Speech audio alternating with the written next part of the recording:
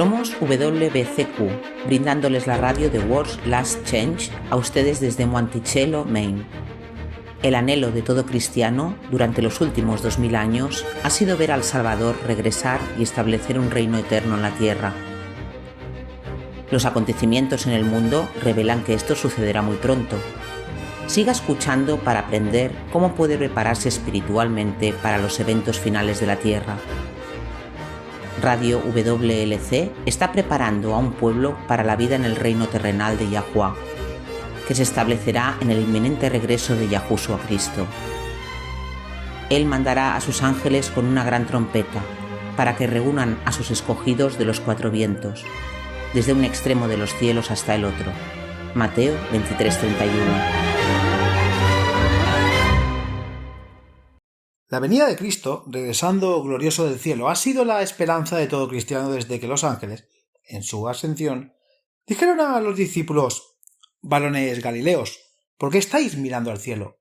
Este mismo Yahushua, que ha sido tomado de vosotros arriba en el cielo, así vendrá como le habéis visto ir al cielo». En Hechos 1:11. Por sorprendente que parezca, los cristianos están divididos sobre lo que sucederá antes del regreso de Cristo. A pesar de los muchos pasajes de las Escrituras que detallan esos eventos, hay desacuerdo. Hoy le pedí a Pedro Merino que nos explique la diferencia entre el premilenialismo y el postmilenialismo, y qué significa esos términos y por qué es importante. Más adelante también compartirá con nosotros la manera correcta y la incorrecta de testificar a personas del origen no cristiano. Gracias, Luis. Hace unos años alguien compró un iPod, no sé si fue en persona o en línea, pero cuando se le preguntó ¿qué le gustaría grabar en la parte posterior?, la persona respondió: «No, gracias, no quiero que nada se grabe en mi iPod». Cuando llegó al iPod, ¿qué crees que apareció en la parte de atrás? No me digas que lo grabaron. Ahí, en la parte de atrás, tal como él lo había dicho, estaban las palabras: «No, gracias, no quiero que nada se grabe en mi iPod». La pesadilla de muchas comunicaciones. Fallas en la descomposición. La comunicación clara y precisa es importante. A menudo la jerga, el lenguaje técnico o especializado, utilizados por un grupo comercial o individualizado, puede dificultar la comunicación. Elena Rubinstein fue una empresaria estadounidense nacida en Polonia. Fue la primera mujer millonaria hecha por sí misma e increíblemente hábil para los negocios. Una vez dijo: «Las relaciones humanas se tratan de la comunicación. La jerga comercial debe prohibirse en favor del inglés simple. La sencillez es señal de verdad y criterio de belleza. La complejidad puede ser una forma de ocultar la verdad». Eso es bastante perspicaz. Bueno, desafortunadamente el cristianismo no es inmune a caer en la jerga, y el problema es que por lo general no dedicamos mucho tiempo a definir qué significan varios términos. Se supone que debes aprenderlo a través de, no sé, osmosis o el contexto. Sí, tuve que buscar palabras que había escuchado en los sermones en el diccionario para asegurarme de que lo que pensaba significaba realmente y que estaba de acuerdo. Hay bastantes palabras que se usan en los círculos religiosos que simplemente no usamos en ningún otro lugar. Y premillennial o postmillennial son dos de esos ejemplos. Así que definamos esto. El premilenianismo es la creencia de que el regreso de Yahushua será seguido por 1000 años de paz. Algunos creen que pasarán 1000 años en el cielo. Se cree que ocurrirá aquí en la tierra después de que establezca el reino de Yahuwah. El punto, sin embargo, es que los 1000 años ocurren después de su regreso. El postmilenianismo, por otro lado, enseña que el regreso de Yahushua será precedido por 1000 años de paz y prosperidad, al final de los cuales él regresará. Entonces, no hay retorno en nuestra vida. No. Bueno, quiero decir, mira a tu alrededor en el mundo de hoy. ¿Estamos viviendo en una época de paz y prosperidad sin precedentes? Oh, sí, muy tranquilos. Prácticamente estamos encarcelados en nuestras casas. Antes de continuar, tomemos solo un minuto y pasemos a Revelaciones 20, versículos 1 al 8. De aquí es de donde proviene todo el tema de un milenio. Entonces vi a un ángel que descendía del cielo con la llave del abismo y una gran cadena en la mano. Echó mano del dragón, la serpiente antigua que es el diablo y Satanás, y lo ató por 1000 años, y lo arrojó al abismo, y lo encerró, y puso su sello sobre él, para que no engañara más a las naciones hasta que se cumplieran los 1000 años. Pero después de estas cosas debe ser puesto en libertad por un poco de tiempo. Y vi tronos, y se sentaron sobre ellos, y les fue encomendado el juicio. Entonces vi las almas de los que habían sido decapitados por su testimonio de Yahushua y por la palabra de Yahuwah, que no habían adorado a la bestia ni a su imagen, y que no habían recibido la marca en sus frentes ni en sus manos, y vivieron y reinaron con Cristo 1000 años. Pero los demás muertos no volvieron a vivir hasta que se cumplieron los 1000 años. Hasta es la primera resurrección. Bienaventurado y santo el que tiene parte en la primera resurrección. Sobre estos la muerte segunda no tiene poder, sino que serán sacerdotes de Yahuwah y de Cristo y reinarán con él 1000 años. Ahora bien, cuando hayan transcurrido los 1000 años, Satanás será soltado de su prisión y saldrá a engañar a las naciones que están sobre los 4 ángulos de la tierra. Esto no está hablando de un periodo de tiempo vago e indefinido dentro de los ciclos ilimitados e interminables de la eternidad futura. Esto está hablando de un periodo de tiempo específico que dura 1000 años. Dentro de ese periodo de tiempo específico, los santos tendrán una obra especial que hacer. Estarán reinando con Cristo como sacerdotes, y dice, les fue dado juicio. Parece una obra importante. No es algo sobre lo que quiera un malentendido. Y esto me lleva a por qué es importante. Es importante saber qué significa premilenialismo y posmilenialismo, pero es aún más importante saber cuál es correcto y cuál es incorrecto. Creo, y sé que tú también lo crees, Luis, que el regreso de Yahushua será seguido por el reinado de 1000 años del que se habla en Revelaciones. Eso es premilenialismo. El posmilenialismo es la creencia de que Yahushua regresa después de 1000 años de paz y prosperidad en la tierra. ¿Qué es el amilenialismo? Ese es un término que acabo de escuchar por primera vez recientemente. ¿Qué creen los amilenialistas? Es un término que ya no escuchamos con frecuencia, pero en realidad es uno de los puntos de vista más antiguos en la historia de la Iglesia, con creyentes que defienden este punto de vista desde el primer siglo. Vaya, ¿en serio?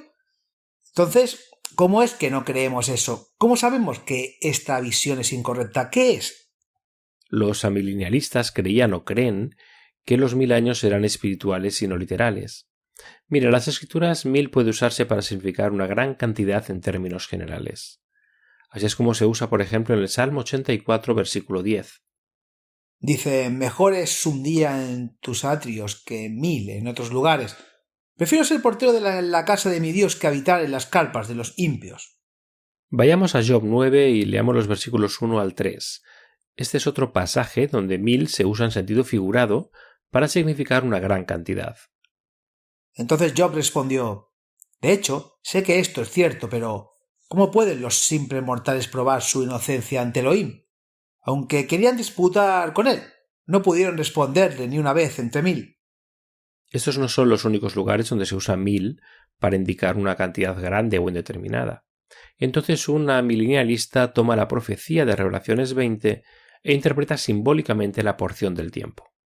Entonces, ¿cuándo creen que sucederá esto? Creen que estos 1000 años simbólicos son la dispensación cristiana. En otras palabras, creen que está sucediendo ahora. Comenzó en el primer siglo y llegará hasta el regreso de Yahushua.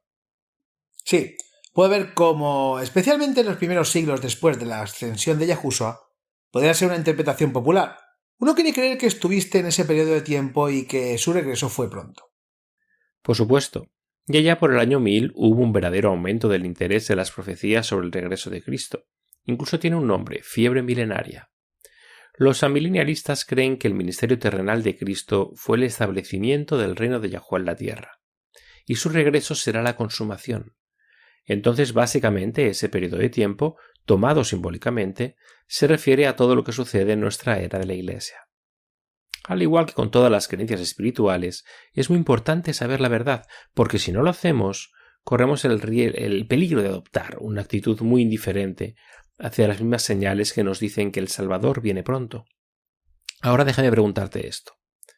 Si realmente crees que el regreso de Yahushua está precedido por 1000 años de paz y prosperidad, y miras alrededor del mundo hoy con todas las guerras, combates, la violencia, ¿podrías decir honestamente que estamos viviendo en una época de paz y prosperidad? No, para nada. Entonces, ¿cuál es el resultado? Bueno, obviamente pospondrás el regreso de Yahushua porque no ves las señales que esperas ver. Exacto. Es por eso que tener este punto claro y correcto es tan importante. Vayamos a Lucas 17, versículos 26 al 30. Siempre es una tentación retrasar en nuestras propias mentes el regreso de Yahushua. Tenemos nuestros planes, sabemos lo que queremos hacer en la vida, y si somos honestos con nosotros mismos, es muy fácil caer en el deseo de lograr esta meta o aquella. Entonces Yahushua puede venir, pero no hasta entonces, y cuando comenzamos a pensar así, se vuelve muy fácil racionalizar los indicadores más claros de su regreso. Y como fue en los días de Noé, así será también en los días del Hijo del Hombre. Comieron, bebieron, se casaron, se dieron en casamiento hasta el día en que Noé entró en el arca, y vino el diluvio y los destruyó a todos. Así como también fue en los días de Lot. Comieron, bebieron, compraron, vendieron, plantaron, edificaron, pero el día que Lot salió de Sodoma, llovió del cielo fuego y azufre, y los destruyó a todos. Así será en el día en que se manifieste el Hijo del Hombre. Sí, en nuestra mente postergamos el regreso del Salvador. Estaremos en el mismo peligro que la gente antes del diluvio, o en el tiempo de Lot. Nunca es seguro retrasar lo que las Escrituras llaman el día de Yahuwah, y ese es el efecto que tiene el postmilenialismo. ¿Los postmilenialistas toman este número literalmente? ¿Hay algún evento en particular que estén buscando para iniciar o comenzar el milenio? Esa es una buena pregunta.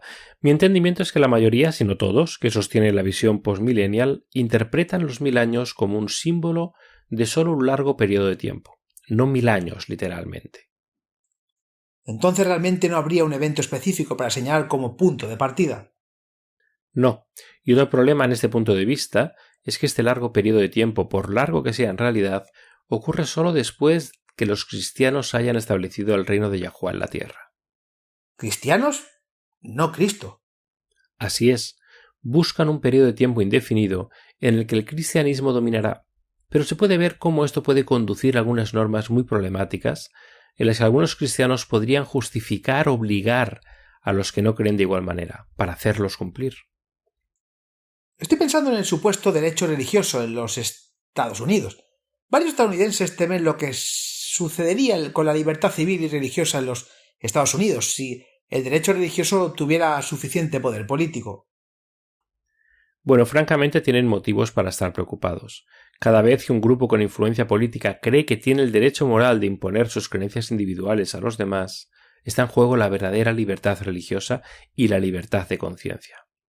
Entonces esta idea de que el mundo será cada vez mejor hasta que todo el mundo se convierta o se cristianice, después de lo cual Cristo regresará, no solo es peligrosa, sino que contradice lo que dice la Escritura sobre el fin.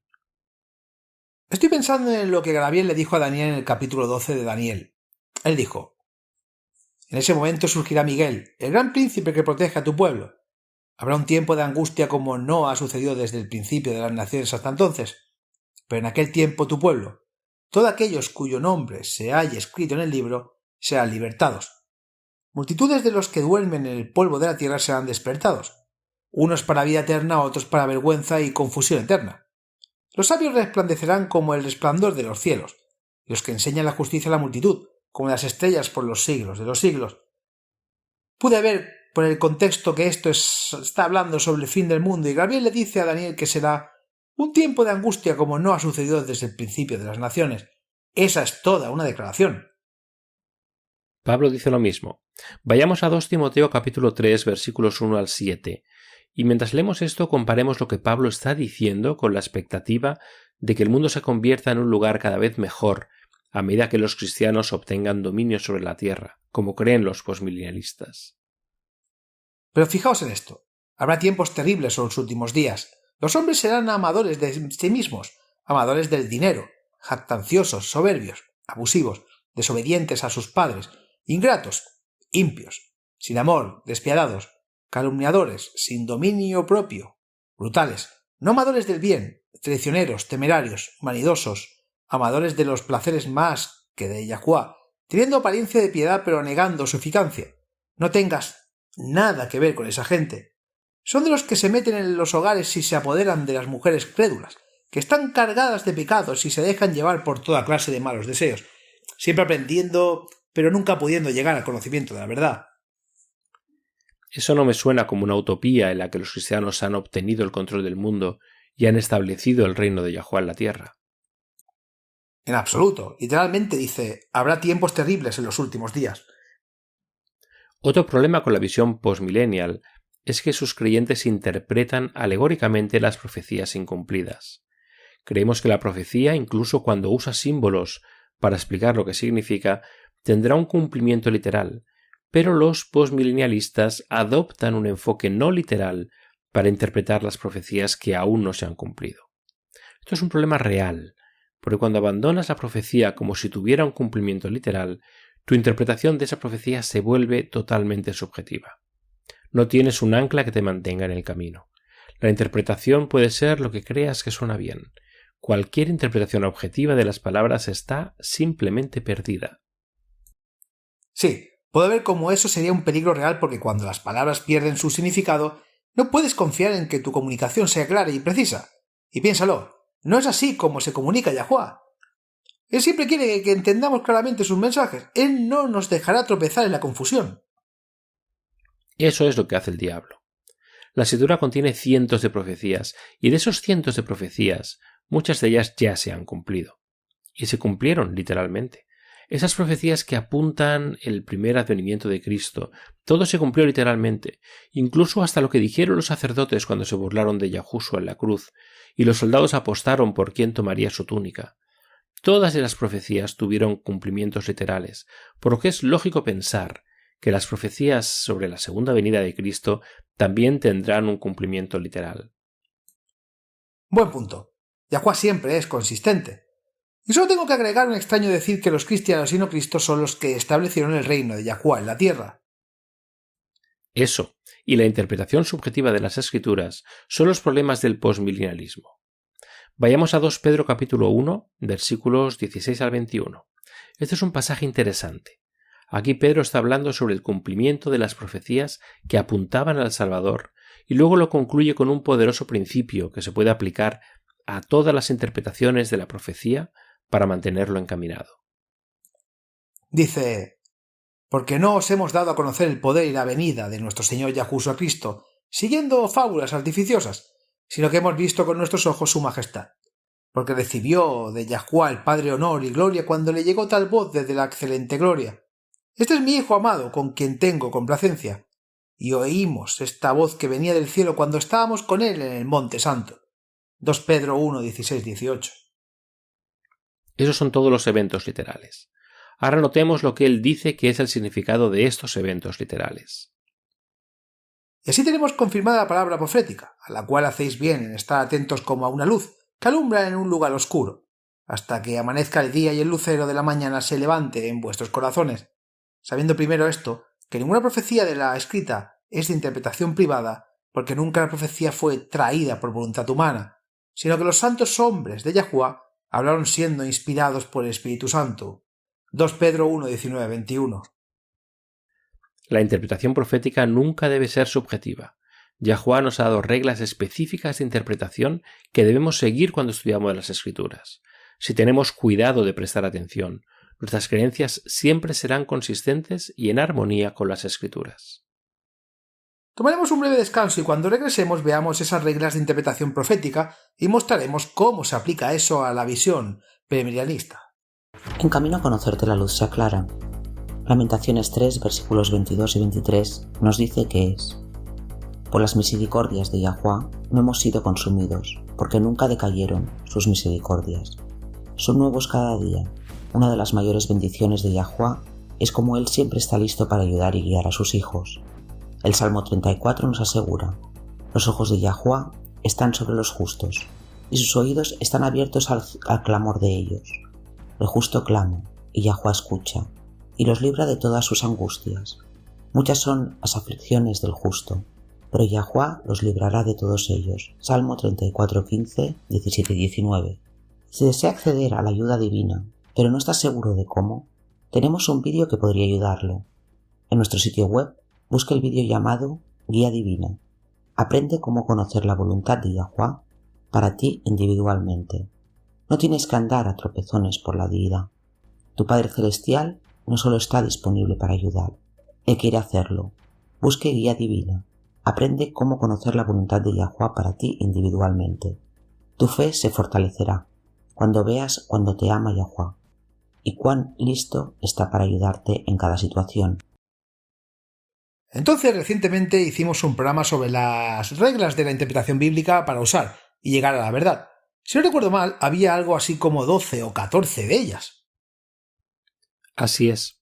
No vamos a pasar por todos ellos de nuevo. Si se perdió ese programa, simplemente busquen el programa 187 llamado Interpretación correcta de las Escrituras. Sin embargo, quiero revisar las reglas que son aplicables a esta discusión. Lo primero que debemos tener siempre en cuenta es el contexto. Pregúntese, ¿a quién se le escribió esto? ¿En qué circunstancias se escribió esto? ¿Cuándo fue escrito y por qué? Estos son todos importantes de saber. El quién, qué, cuándo, dónde y por qué del estudio de la Biblia. Esto debe tenerse en cuenta, porque si no lo hacemos puede salirse por la tangente que no era la intención del escritor original de la Biblia. Si desea interpretar las Escrituras correctamente, tiene que ser desde un ángulo que sea consistente en su contexto. Y por contexto me refiero al escenario histórico y cultural. Estos solos a menudo arrojarán luz sobre la interpretación correcta de un pasaje. Ese es un punto excelente. Yo tengo que admitir que no siempre tomo eso en cuenta. Muchos de nosotros ni siquiera pensamos en hacer eso, pero es importante si queremos llegar a la verdad. Otro punto extremadamente importante para recordar es que la misma escritura es el mejor experto de escritura. La escritura se interpreta a sí misma. ¿Puedes ampliar eso un poco? ¿Cómo se ve eso en la práctica? Bueno, si son símbolos, se explicará en alguna parte de las escrituras. Ahora a menudo, si se toma el tiempo de buscarlo, se explicará en ese mismo capítulo o en el siguiente. Por ejemplo, ¿recuerdas los sueños de Faraón? Si vio salir del Nilo 7 vacas bien alimentadas, luego vio salir del Nilo 7 vacas flacas y hambrientas. Y las vacas hambrientas se comieron a las vacas gordas, pero aún estaban flacas. Así es, y luego tuvo un segundo sueño. ¿Recuerdas cuál era ese? ¿No fueron 7 mazorcas de maíz o tallos de grano o algo así? Las plantas que brotaron primero estaban sanas y llenas, pero entonces aparecieron 7 más, todas marchitos y moribundos, y se comieron a los primeros 7, pero todavía estaban marchitos y muertos. Correcto. Ahora bien, esta historia, la interpretación de estos símbolos, aparece en Génesis capítulo 41. Muy a menudo, si lo busca, encontrará el símbolo explicado en ese mismo capítulo o en el siguiente. Otras veces, sin embargo, hay que mirar más allá. Por ejemplo, en Revelaciones tienes el símbolo de la bestia. Esto no siempre se explican. Entonces tienes que buscar en otra parte de las Escrituras para averiguar qué simbolizan las bestias. Y lo encontramos en el libro de Daniel. Entonces, el símbolo, como se define en Daniel, se puede aplicar al mismo símbolo de Revelaciones si sabemos lo que significa. Exacto. Es importante asegurarse de que los símbolos se usen consistentemente a lo largo de las Escrituras. Finalmente, es esencial que siempre interpretemos un pasaje literalmente, aceptando su significado obvio, a menos que dentro del contexto de ese pasaje dejen claro que debe tomarse en sentido figurado. Ah, sí, esto es muy importante. Si toma algo que debe interpretarse literalmente y lo simboliza o viceversa, si toma un símbolo y lo interpreta literalmente se equivocará mucho. Ahora, por supuesto, incluso en un pasaje que debe tomarse literalmente, puede haber figuras retóricas. Usamos figuras retóricas en conversaciones normales y cotidianas, pero debemos tener cuidado de no buscar arbitrariamente algún significado profundo y oculto si el contexto deja en claro que el significado pretendido del pasaje es claro y directo. Sí, recuerdo haber leído alguna vez que realmente me quedó grabado. Estaba explicando que cuando arbitrariamente espiritualizamos un pasaje, el peligro de una mala interpretación aumenta exponencialmente porque le quita el trabajo de interpretación a la escritura y la pone en el cerebro del lector. Obviamente, cuando eso suceda, cada individuo lo interpretará de la manera diferente. Todos tenemos perspectivas únicas, todos tenemos prejuicios individuales. Entonces, cuando ponemos la carga de la interpretación sobre nosotros mismos, nuestra interpretación se verá teñida por nuestros prejuicios personales. Esa es una buena manera de explicar el peligro. Básicamente ya no es objetivo. En cambio se convierte en objeto de interpretación personal, pero la escritura misma advierte contra eso. Sé que ya leíste esto, pero leámoslo de nuevo. 2 Pedro capítulo 1 versículos 19 al 21. Es interesante que Pedro sintió la necesidad de escribir esa advertencia. Supongo que en su día la gente también estaba en peligro de interpretar subjetivamente las escrituras. Dice: y así tenemos confirmada la palabra profética, en la cual hacéis bien en estar atentos como a una luz que alumbra en un lugar oscuro, hasta que amanezca el día y el lucero de la mañana se levante en vuestros corazones. sabiendo primero esto, que ninguna profecía de la Escritura es de interpretación privada, porque nunca la profecía fue traída por voluntad humana, sino que los santos hombres de Yahuwah hablaron siendo inspirados por el Espíritu Santo. Se debe permitir que las Escrituras se interpreten a sí mismas. No debemos buscar cualquier interpretación antigua como un mago que saca un conejo de un sombrero. Tenemos que tomarnos el tiempo para hacer un estudio lo suficientemente completo, comparando escritura con escritura, buscando palabras y comparando pasajes, para permitir que la escritura se interprete a sí misma. ¿No fue Isaías el que dijo: ¿por qué mandato tras mandato, mandato sobre mandato, línea por línea, un poco aquí y un poco allá? Isaías 28:10. Así es como llegamos a la interpretación correcta. Tiene que ser consistente con otros pasajes de las Escrituras, con el contexto y con la forma en que se usa cualquier símbolo dado. Ahora tomemos estos principios y apliquémoslo a un término que es ampliamente malinterpretado, y ese es Israel. Cuando apliquen estas reglas de interpretación bíblica a las Escrituras, se darán cuenta de que Israel, que son los descendientes físicos de Abraham, Isaac y Jacob, son muy diferentes del Israel al que se hace referencia en el Nuevo Testamento, que es la Iglesia. ¿La Iglesia? Bueno, no la organización, sino la Iglesia en el sentido en que se usa en el Nuevo Testamento, los llamados, los verdaderos creyentes. También son Israel, pero son un grupo diferente al Israel que desciende de los patriarcas hebreos. Este es un punto vital, porque si comenzamos a confundir y fusionar estos dos grupos, entonces vamos a malinterpretar muchos pasajes de las Escrituras, porque hay muchos que se refieren a Israel. Entonces, nuevamente, es por eso que es importante que siempre tengamos en cuenta el contexto de cualquier pasaje dado.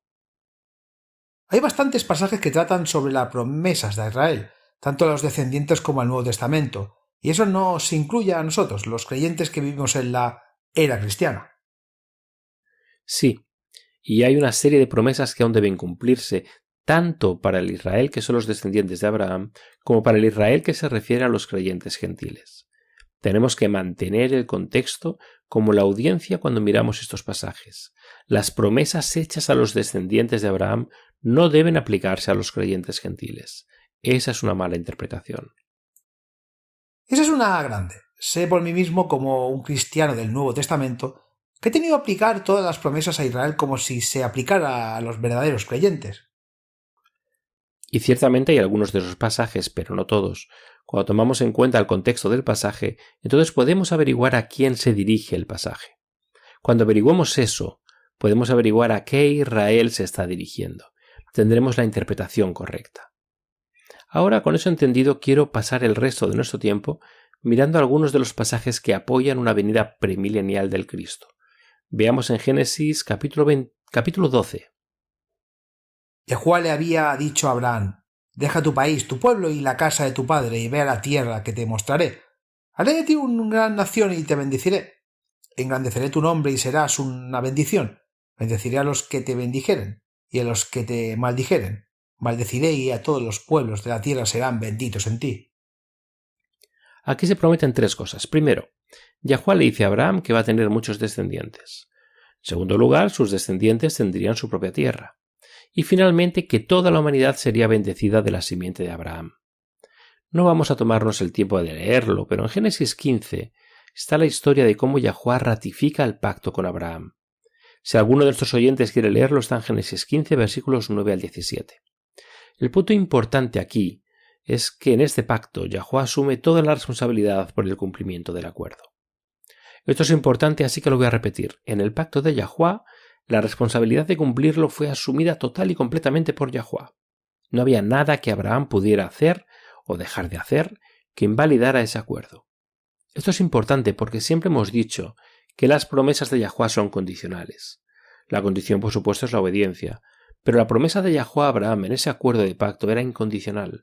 Él enviaría al Salvador sin importar si Abraham o sus descendientes permanecieron fieles o no. Lo cual es una buena noticia para todos los pecadores que hayan vivido. ¿Y qué pasa con las promesas de Yahuwah a David? ¿Eran condicionales?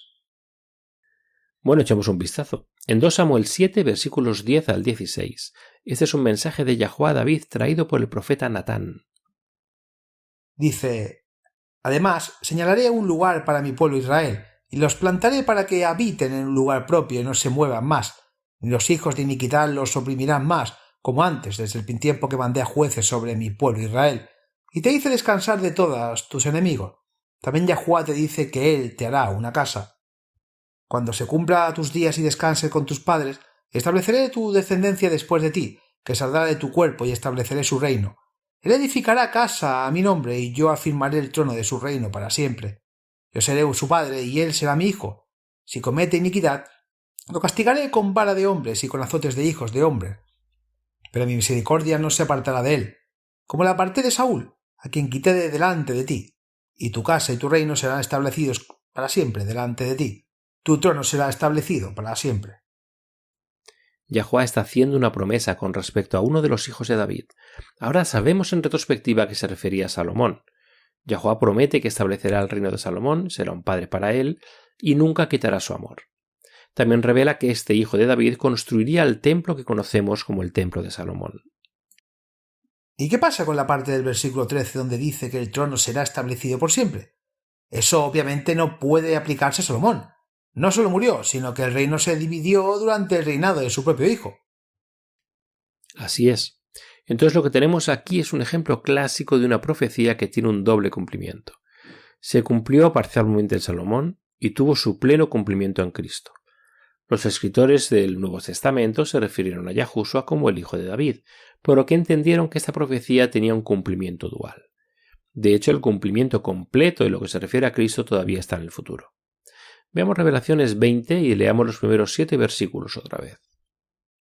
Entonces vi a un ángel que descendía del cielo con la llave del abismo y una gran cadena en la mano. Echó mano al dragón, la serpiente antigua, que es el diablo y Satanás, y lo ató por 1000 años y lo arrojó al abismo, y lo encerró, y puso su sello sobre él para que no engañara más a las naciones hasta que se cumplieran los 1000 años. Pero después de estas cosas debes ser puesto en libertad por un poco de tiempo.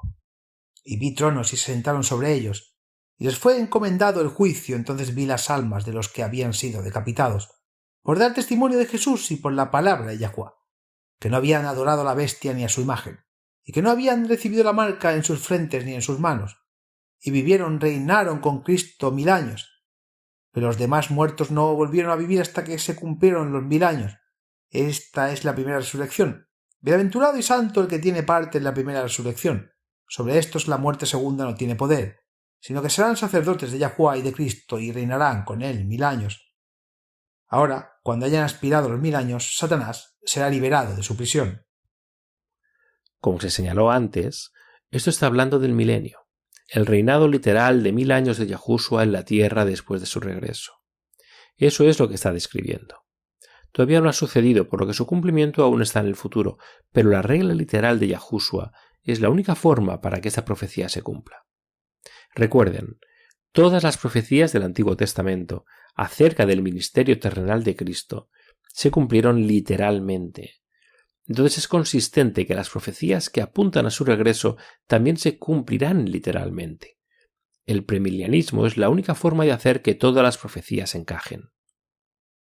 Sí, ese es un buen punto. Cuando miran las profecías del Antiguo Testamento, todas se cumplieron literalmente, desde su nacimiento virginal hasta la forma de su muerte, incluso lo que dijo mientras colgaba de la cruz. Así que sí. ¿Por qué no han de cumplirse también literalmente las profecías que describen su regreso? Como quiera describirlo. Decir que el reino de Yahuwá, el reino milenario, será establecido por la Iglesia, eso es aplicar una interpretación subjetiva privada a la profecía, y está mal. Es tan simple como eso. Esto es lo que hace el postmilenialismo. Solo el premilenialismo, que ubica el regreso de Yahushua al comienzo del milenio, puede cumplir las profecías y hacerlo de una manera que sea consistente con el resto de la escritura y las reglas establecidas de interpretación bíblica. Buenos puntos. La consistencia es siempre una necesidad.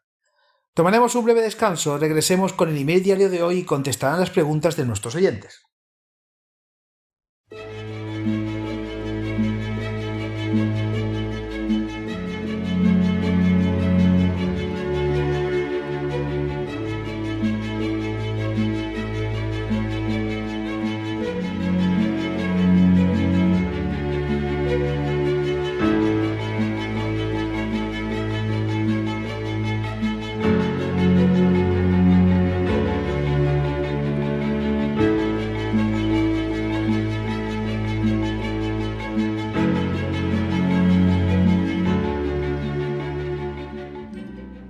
Nutrición para la mente y conciencia. Entre los trinitarios se cree ampliamente que Yahushua tuvo una preexistencia antes de su nacimiento en Belén. Esto en realidad tiene sentido lógico. Si Yahushua es realmente divino, tendría que haber tenido una preexistencia. Si ha estado escuchando WLC Radio durante mucho tiempo, sabrá que en WLC somos unitarios. No creemos en las escrituras enseñan una divinidad trina, y tenemos muchos artículos, vídeos y programas de radio emitidos anteriormente que cubren la evidencia de eso. Hay un pasaje en los escritos de Pablo que parece apoyar la idea de un Cristo preexistente. De hecho, este pasaje afirma que Yahushua fue la roca la cual los hijos de Israel tuvieron agua. Agrega que esta roca los siguió a través de sus andanzas por el desierto. La verdad, por supuesto, nunca se contradice a sí misma, por lo que hay una forma perfectamente lógica de reconciliar la declaración de Pablo con el hecho de que Yahushua, de hecho, no existió antes de su nacimiento. Para una mirada cuidadosa de este tema, escuche el programa de Radio 186 titulado Cristo la Roca en worldlastchange.com. La pregunta de hoy proviene de la fuente original de los diamantes de la Tierra. Durante 1000 años fue el único lugar en todo el mundo que extraía diamantes. Sudáfrica, o solo en el África. También es el lugar habitado más húmedo de la Tierra. No sé, pensaría en una isla, pero no si fuera la única fuente de diamantes del mundo durante un milenio. No sé, me rindo. ¿Dónde está? La India. ¿En serio? ¿La India tiene una cultura tan hermosa y única? También son muy inteligentes. El álgebra, la trigonometría y el cálculo se originaron en la India. Sí, entonces no fue Satanás. Mira, pensé que era el diablo el que decidió agregar el alfabeto a las matemáticas. Lo hizo solo por ti, Pedro, porque te quiere mucho. Bueno, Danush de Puri, India, tiene una pregunta fantástica y me hace preguntarme por qué nunca pensé en preguntar eso antes. Él escribe: saludos hermanos, en el nombre de Yahuwah. Aquí en la India es el lugar de nacimiento de 4 religiones principales: el hinduismo, el sijismo, el budismo y el jainismo. También hay muchos musulmanes. Mi pregunta es: ¿cuál es el mejor manera de testificar a estos grupos no cristianos? Con el Islam al menos tenemos en común el Dios de Abraham, pero no con estas otras religiones. ¿Hay alguna manera de acercarse a ellos sin ofenderlos? ¿Hay algo que evitar? Esa es una pregunta fantástica. Muestra una gran perspicacia porque Danus tiene razón. Hay formas buenas y efectivas de testificar y hay otras formas que pueden ofender. Entonces hablaremos primero sobre cómo no se debe testificar primero y luego terminaremos con lo que funciona, ya que eso es lo más importante. He observado que una forma en que los creyentes a veces tratan de testificar a los no creyentes es ridiculizarlos. No, ¿en serio? No lo llaman así, pero esencialmente esa es la técnica que se utiliza. Lo que hacen es estudiar una religión en particular y luego enfocarse en alguna creencia o doctrina sostenida por esa religión. Por lo general algo que para nosotros parece ridículo. Harán preguntas al respecto y las usarán para tratar de avergonzar a la persona, como si al avergonzarla pudieran obligarla a admitir que sus creencias son ridículas. Bueno, ¿estarías dispuesto a escuchar a alguien burlarse de tus creencias?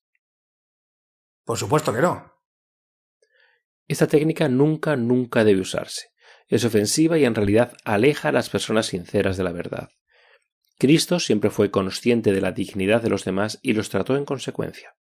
Otra forma aún más común de testificar es seleccionar un pasaje de la Biblia que contradiga las creencias de la otra persona. Esto se comparte y se presenta como una prueba concluyente de por qué las creencias del cristiano son superiores y las creencias de los demás son tontas e incorrectas.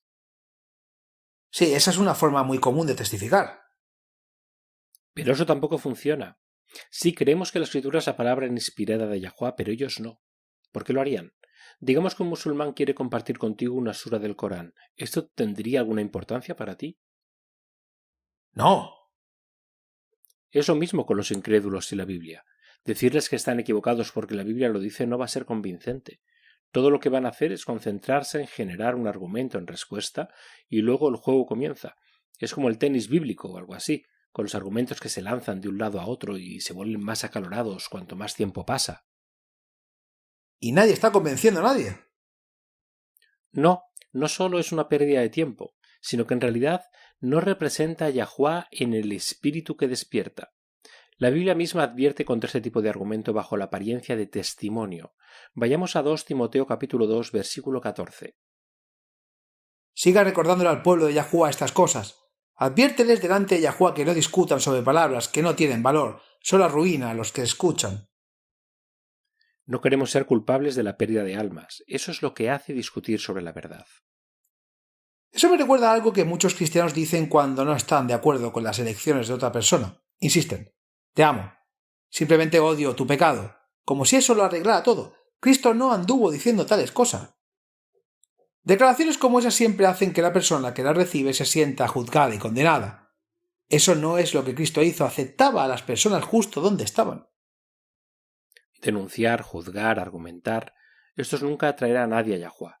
Descendamos ahora y leamos los versículos 23 al 26 de ese mismo capítulo. No tengas nada que ver con discusiones tontas y estúpidas, porque sabes que producen peleas, y el siervo de Yahuwah no debe ser pendenciero, sino amable con todos, capaz de enseñar, no resentido. Los opositores deben ser instruidos suavemente con la esperanza de que Yahuwah les conceda el arrepentimiento con los que lleve al conocimiento de la verdad, y que vuelvan en sí y escapen de la trampa del diablo que los ha llevado cautivos para hacer su voluntad. Pablo sabía de lo que estaba hablando. Él mismo había caído en la trampa de tratar de convencer a la gente por la pura fuerza del argumento. Vamos a Hechos 17, versículos 16 al 18. Mientras Pablo os esperaba en Atenas, se angustió mucho al ver que la ciudad estaba llena de ídolos. Así discutía con la sinagoga, tanto con judíos como con griegos temerosos de Dios, así como en la plaza del mercado día tras día con los que estaban allí. Un grupo de filósofos epicúreos y estoicos comenzaron a debatir con él. Hechos 17, 16, 18.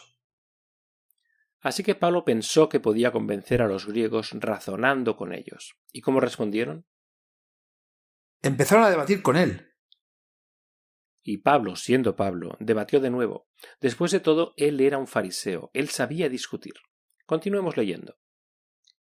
Algunos de ellos preguntaron: ¿qué está tratando de decir este charlatán? Otros comentaron: parece estar abogando por dioses extranjeros. Dijeron esto porque Pablo estaba predicando las buenas nuevas acerca de Yahushua y de la resurrección. Entonces lo tomaron y lo llevaron a una reunión del Areópago, donde le dijeron: ¿podemos saber cuál es esta nueva enseñanza que estás presentando? Estás trayendo algunas ideas extrañas a nuestros oídos y nos gustaría saber qué significan. Todos los atenienses y los extranjeros que vivían ahí no pasaban el tiempo haciendo nada más que hablar y escuchar las últimas ideas. Entonces Pablo se puso de pie en la reunión del Areópago y dijo: pueblo de Atenas, veo en todos los sentidos soy muy religioso, porque mientras caminaba y miraba cuidadosamente sus objetos de adoración encontré incluso un altar con esta inscripción: a un Dios desconocido. Así que ignora lo mismo que adoras y esto es lo que te voy a proclamar. Hechos 17, 18b, 23. ¿Quieres que siga? No, está bien. Entonces Pablo razona con ellos, presenta todos estos argumentos que para él son sólidamente lógicos. ¿Y cuál es el resultado? Versículo 32. Cuando se enteraron de la resurrección de los muertos, algunos se burlaban, pero otros dijeron: queremos volver a escucharte sobre este tema. Sí, hubo algunos que a pesar del método de entrega aceptaron el mensaje, pero no fue el éxito abrumador que Pablo obviamente esperaba. Y lo que es interesante es que las escrituras nunca registran que Pablo haya vuelto a intentar este método de testificar. Entonces esto es lo que se supone que no debemos hacer. ¿Que funciona entonces? ¿Cómo podemos alcanzar a los no cristianos con el Evangelio? La mejor manera que he encontrado para testificarle a cualquiera en realidad, pero especialmente a los no cristianos, es simplemente hacer preguntas sobre los temas y asuntos que desean dialogar.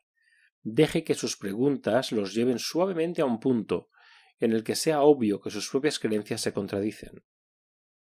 ¿Cómo haces eso? Bueno, va a tomar un poco de estudio. Hay que pasar un tiempo averiguando exactamente en qué creen. Recuerden, como hemos dicho, todas las religiones falsas, y eso incluye todas las denominaciones cristianas organizadas, contienen algún error al igual que contienen algunas verdades.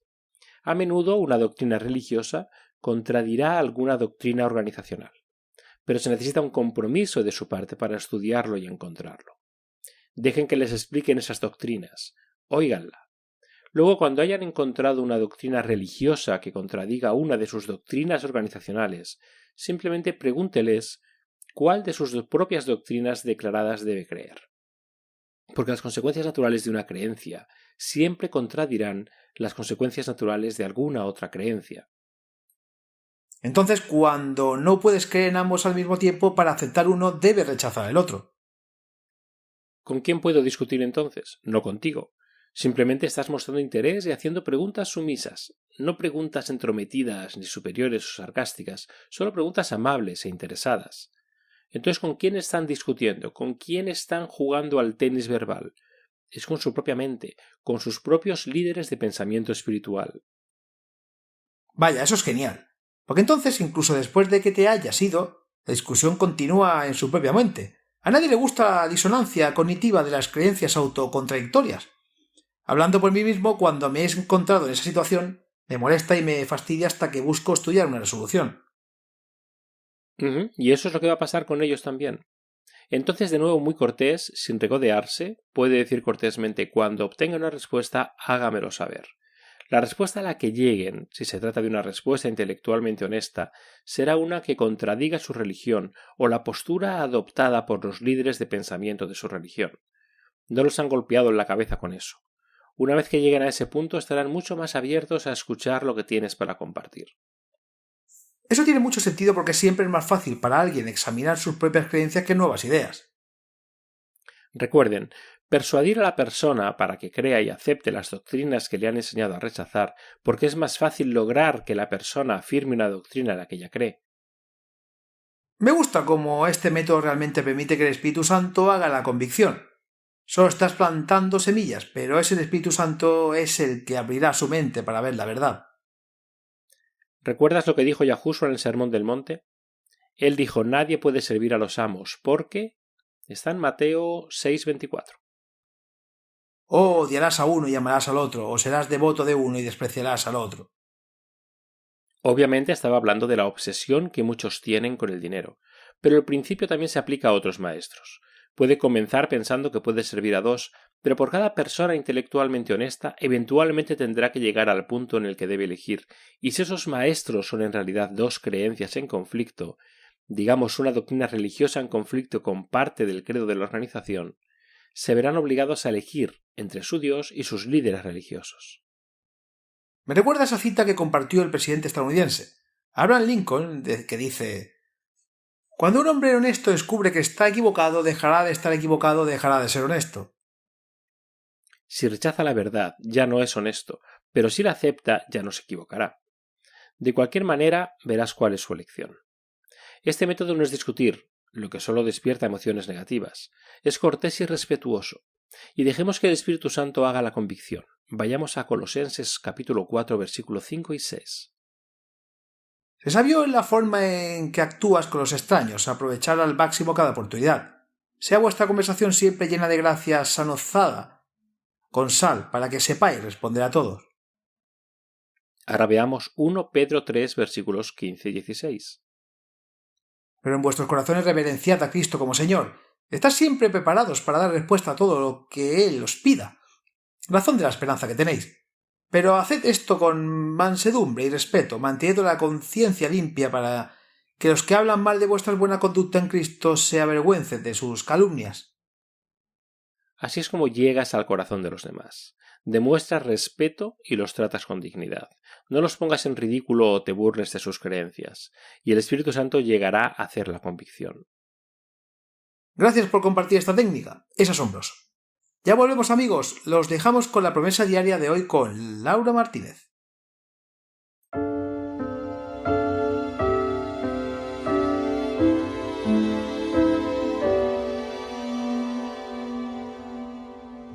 Hola, bienvenidos. Soy Laura Martínez con la promesa diaria de la palabra de Yahuwah. El 12 de febrero de 2010, Joseph Jenkins se quedó despierto hasta tarde jugando un videojuego con su hermano pequeño. Era viernes, así que los niños no tenían escuela al día siguiente. Alrededor de las 10 de la noche, José fue a buscar un vaso de agua. Mientras pasaba por la sala del calefactor, escuchó un extraño silbido. Sonaba bastante fuerte, pero el niño de 8 años decidió que no era tan importante y continuó hacia la cocina. De repente se llenó un sentimiento de urgencia. Se sintió fuertemente impresionado de que debía ir a decirle a su mamá. Pero su videojuego lo esperaba y todavía tenía sed. Y de todos modos nada andaba mal, se dijo a sí mismo. Pero cuando volvió a intentar ir a la cocina, las ganas de decírselo a su madre volvieron con más fuerza que nunca. El niño se dio cuenta de que esto no era una sugerencia. Esto era algo que tenía que hacer inmediatamente. Se apresuró a la habitación de su madre y la despertó. «Mamá, hay un silbido proveniente de la sala del calefactor». En lugar de asegurarle, soñolientemente, que todo estaba bien, los ojos de su madre se abrieron de par en par. Saltó de la cama y corrió a la sala de calefacción, mientras les gritaba a sus hijos que salieran de la casa y subieran al auto. En solo unos minutos, Joseph y sus 6 hermanos y hermanas estaban acurrucados en el auto, mirando la casa, esperando que su madre saliera. Todavía estaba dentro, llamando a la compañía de gas para informarles de la situación. Después de colgar el teléfono con la compañía de gas, la señora Jenkins comenzó a llamar a su esposo, que estaba trabajando esa tarde. Sin embargo, de repente sintió oleadas de náuseas. Cuando los vapores de gas llegaron a donde estaba parada, decidió vestirse y llamarlo desde su celular una vez que se subió al auto con sus hijos.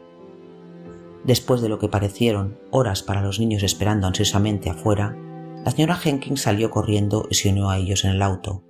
Inmediatamente llamó a su esposo y le dijo: «Tenemos una fuga de gas en la casa, estamos todos en el coche». Justo cuando dijo eso, toda la casa explotó. La fuerza de la explosión y las llamas resultantes colapsaron sobre el garaje justo enfrente de ellos. «Nuestra casa acaba de explotar, el garaje se derrumbó», la señora Jenkins le dijo a su esposo.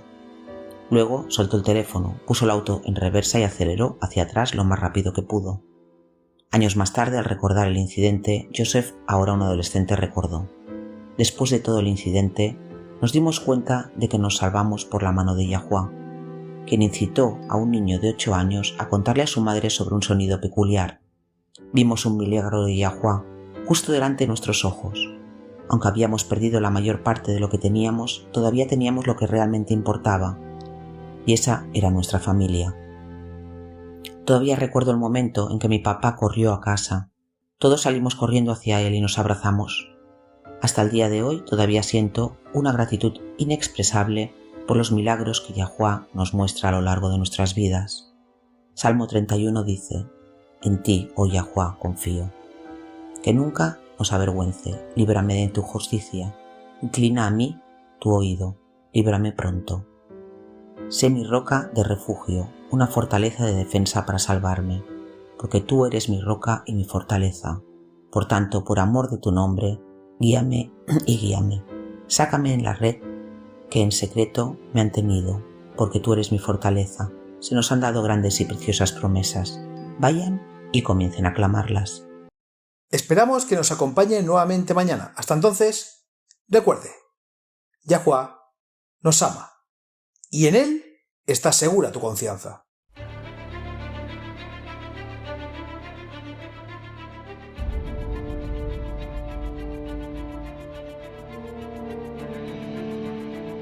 Gracias por escuchar este episodio en WLC Radio.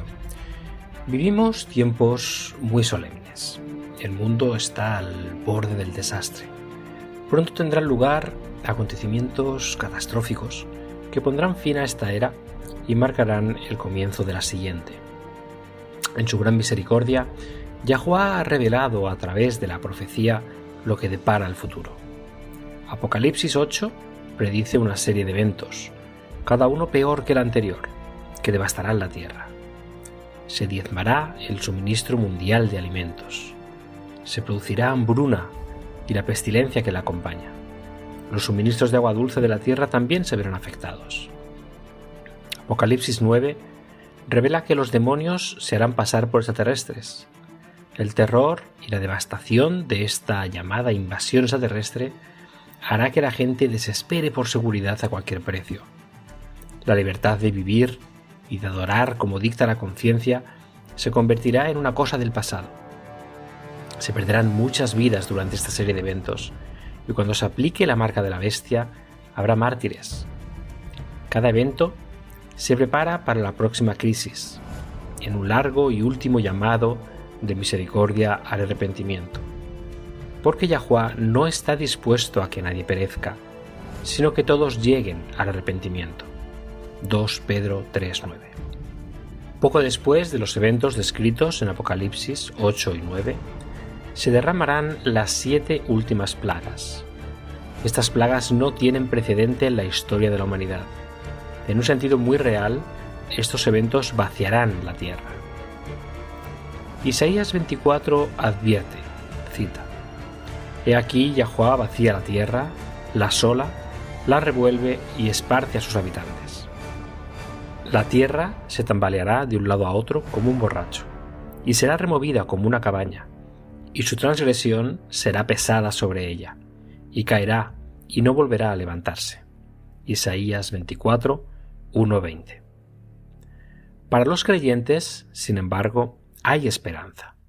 Al describir el final de esta era, Yahushua dijo en Lucas 21, versículo 28, cita: Cuando estas cosas comiencen a suceder, entonces miren hacia arriba y levanten la cabeza, porque tu redención está cerca. Sí, al final será traumático, está destinado a serlo. Yahuwá quiere salvar a cada individuo que pueda para permitir que este clímax final despierte las almas. Pero el evangelio del reino de Yah es que más allá de los eventos traumáticos del futuro cercano, una eternidad de bienaventuranza espera a todos los que aceptan el regalo de salvación de Yah.